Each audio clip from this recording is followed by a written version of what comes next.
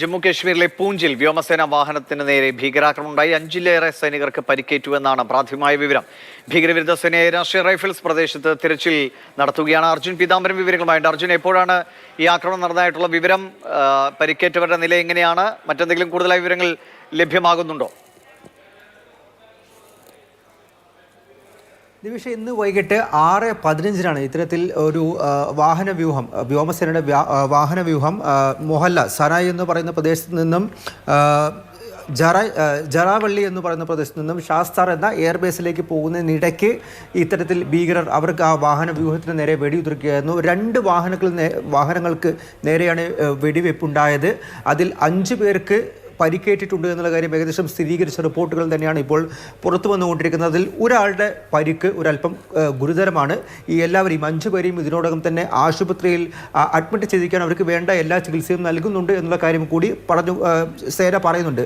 മറ്റ് അംഗങ്ങളെല്ലാം തന്നെ ഈ വ്യോമസേനയിലെ ഈ ആക്രമണത്തിന് ഇടയിൽപ്പെട്ട മറ്റ് അംഗങ്ങളെല്ലാം തന്നെ ഷാസിസ്ഥാർ എന്ന് പറയുന്ന പ്രദേശത്തുള്ള ഒരു എയർബേസിനകത്തേക്ക് കൊണ്ടുപോയിരിക്കുന്നു. അവിടെ അവർ സുരക്ഷിതരാണ്. മാത്രമല്ല ഈ വാഹനവ്യൂഹത്തെ മുഴുവനായിട്ടും ആ എയർബേസിൽ കൊണ്ടുപോയി അവിടെ സുരക്ഷിതമായി തന്നെ വെച്ചിരിക്കുകയാണ് എന്നുള്ള കാര്യമാണ്.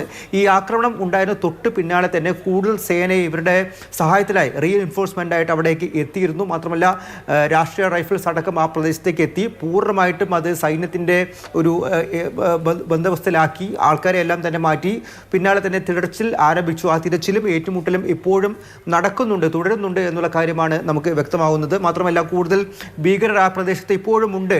അവരെ കണ്ടുപിടിക്കണമെന്നുള്ള കാര്യം കൂടി വ്യക്തമാക്കുന്നു. അതുമായി ബന്ധപ്പെട്ട് തിരച്ചിലാണ് ഇപ്പോൾ പുരോഗമിച്ചുകൊണ്ടിരിക്കുന്നത്. ഈ 2023 ശേഷം പൂഞ്ചിൽ നടക്കുന്ന ഏറ്റവും വലിയൊരു ഭീകരാക്രമണമാണ്. അതിൽ പക്ഷേ ആൾനാശം ഇതുവരെയും റിപ്പോർട്ട് ചെയ്തിട്ടില്ല. മറ്റ് വലിയ തരത്തിലുള്ള പ്രശ്നങ്ങളിലേക്ക് പോയിട്ടില്ല എന്ന് പറയുന്നത് ഒരല്പം ആശ്വാസം നൽകുന്നൊരു കാര്യമാണ്. പക്ഷേ അപ്പോഴും 5 പേർക്ക് പരിക്കേറ്റിരിക്കുന്നു. അതിൽ ഒരാളുടെ നില ഒരല്പം ഗുരുതരമാണ്. എന്നാലും അവർക്ക് വേണ്ട എല്ലാ വൈദ്യസഹായം നൽകുന്നു. അവരെ ആശുപത്രിയിൽ അഡ്മിറ്റ് ചെയ്ത് വേണ്ട എല്ലാ സഹായം നൽകുന്നുണ്ട് എന്നുള്ള കാര്യമാണ് ഇതിനോടകം തന്നെ സുരക്ഷാ സേന അറിയിച്ചിരിക്കുന്നത്. അതേസമയം തന്നെ അവർക്ക് ഈ ഭീകരവാദികൾക്ക് വേണ്ടിയിട്ടുള്ള തിരച്ചിലും സൂരൻപൂർ പ്രദേശത്ത് പുരോഗമിച്ചുകൊണ്ടിരിക്കുകയാണ്. ശരി, അർജുൻ പീതാംബരനാണ് വിവരങ്ങൾ നൽകിയത്. ജമ്മു കാശ്മീരിലെ പൂഞ്ചിലാണ് വ്യോമസേന വാഹന വ്യൂഹത്തിന് നേരെ ഭീകരാക്രമണം ഉണ്ടായത്. 5 സൈനികർക്ക് പരിക്കേറ്റതായാണ് വിവരം.